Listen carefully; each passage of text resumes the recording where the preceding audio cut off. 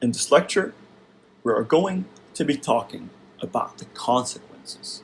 What is the result of the event activation and our belief system combined? It is the C component in the ABCDE model that we want to elaborate more on. Consequences are one of the most important factors also when it comes to REBT because we need to understand the consequences for us to understand what happened in terms of processing and what it will eventually lead us to. So to easily access this model and take advantage of it, ask yourself one question.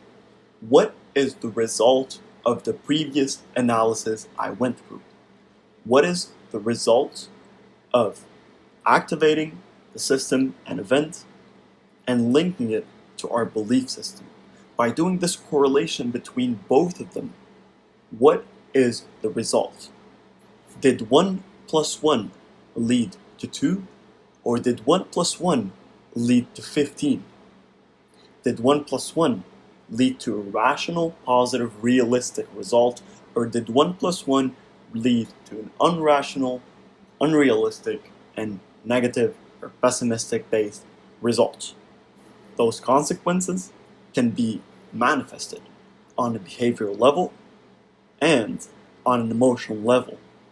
When you ask yourself, what is the result of the previous analysis, you need to think about it in a different way.